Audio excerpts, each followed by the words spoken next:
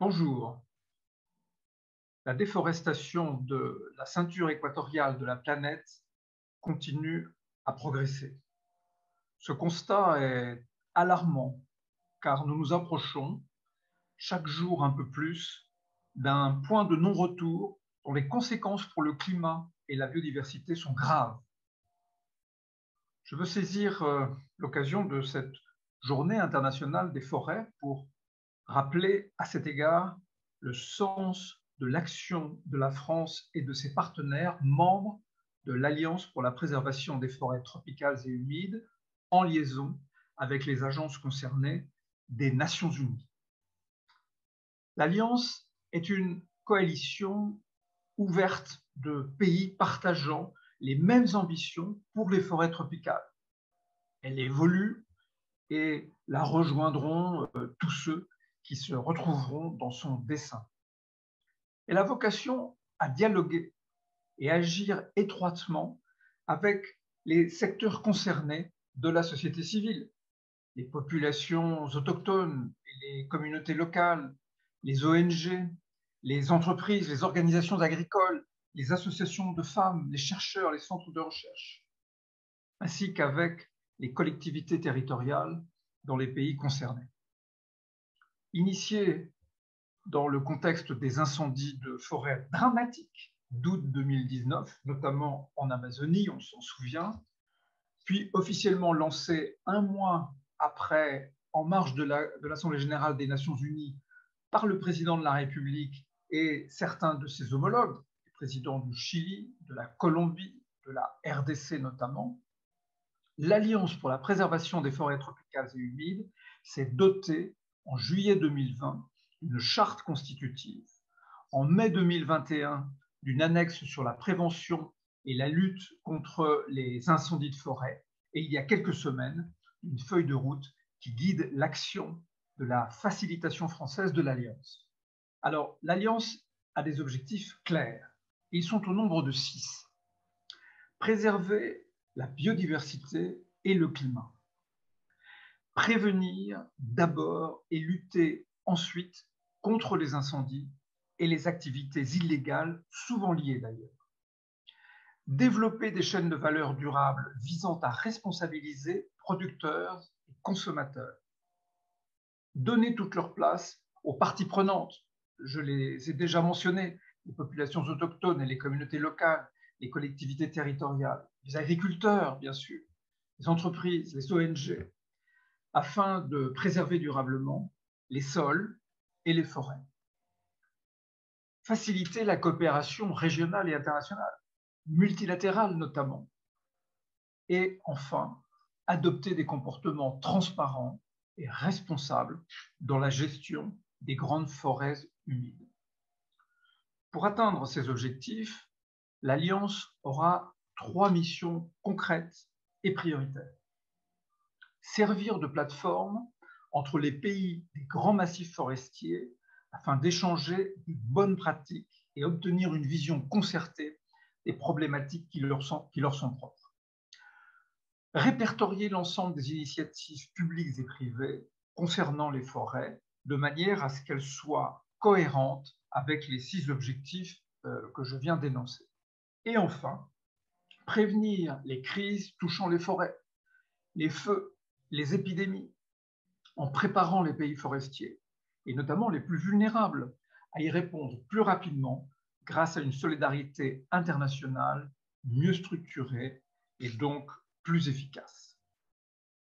Le sommet One Planet du 11 janvier 2021 avait mis en évidence l'engagement pour les forêts tropicales des 3 massifs de la ceinture équatoriale.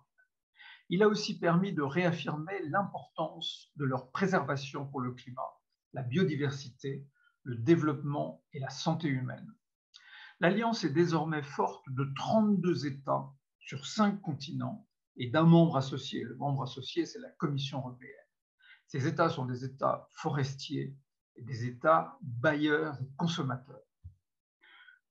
Sur cette base, qui est désormais solide, 32 pays, l'Alliance continue de mobiliser les partenaires que nous avons approchés depuis le lancement de cette initiative de façon, d'une part, à leur faire un point de l'initiative, mais aussi, d'autre part, de susciter à nouveau leur adhésion via leur représentation permanente à New York, puisque New York est l'endroit où le monde se retrouve. Un effort parallèle a été mené à bien à Bruxelles pour la participation de la Commission. Son rôle est important, et cela à plusieurs titres. D'abord, l'Alliance est cohérente avec le Pacte vert et peut se traduire en plusieurs initiatives pays. Ensuite, la Direction générale ECHO est l'un des acteurs reconnus en matière de coordination des actions de prévention et de lutte contre les feux de forêt en Europe, et elle est prête à proposer ses modèles et son savoir-faire. Enfin, les premières négociations du Conseil sur la proposition de règlement sur la déforestation importée sont en cours sous présidence française, et il convient de porter une ambition commune avec les services de la Commission à cette occasion. Les démarches sont aussi en cours, tant au niveau politique qu'à celui des services, en direction des États-Unis. Je me suis rendu à New York et Washington en décembre dernier à cette fin. Et cela en raison de l'engagement de l'administration Biden en faveur de l'Amazonie et de la Chine aussi, que nous approchons, dont la participation donnerait un poids additionnel aux travaux de l'Alliance, notamment en ce qui concerne les chaînes de valeur durable et les effets de l'exploitation forestière en Afrique centrale. À l'initiative de notre pays, de la France, l'Alliance progresse dans son intégration à la recherche de sa raison d'être et de son positionnement.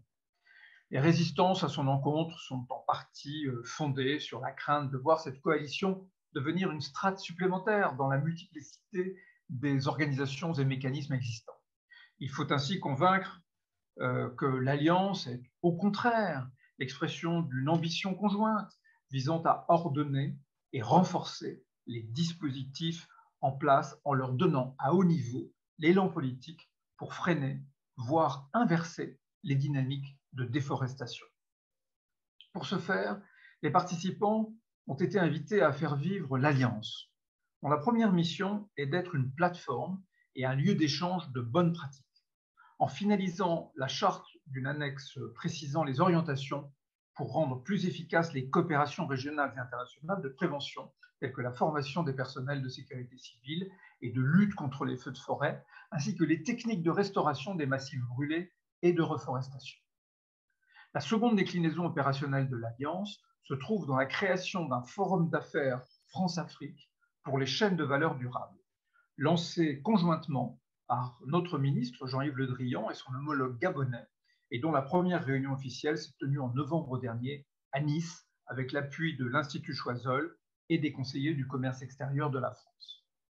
Enfin, il est à noter que l'Alliance est une initiative dynamique dont les membres se réunissent chaque mois par visioconférence. Cette initiative nous engage. La France est en effet un pays bailleur et consommateur. C'est aussi un pays forestier. En Guyane, elle doit être exemplaire et lutter en particulier contre l'orpaillage illégal en travaillant étroitement avec ses voisins immédiats, le Brésil, le Suriname et le Guyana. Pour décliner cet engagement, le gouvernement a consolidé les contributions financières de notre coopération et celle-ci est désormais mieux coordonnée et cohérente avec nos objectifs.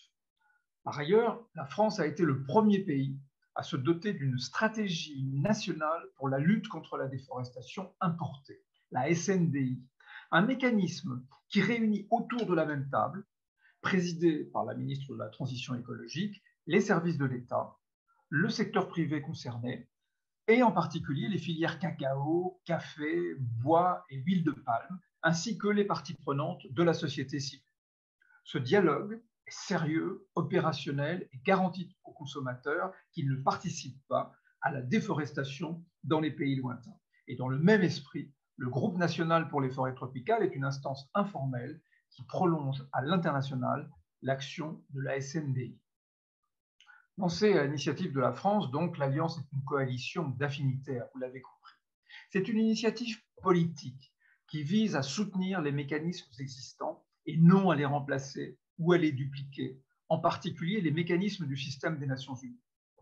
Très 21e siècle, elle n'a ni secrétariat, ni structure, ni budget. Sa légitimité réside dans l'engagement au plus haut niveau des États membres dans tous les forums internationaux pour le climat et la biodiversité. Elle participe à la relance et à la rénovation du multilatéralisme au service de la planète. Merci et merci de soutenir notre effort.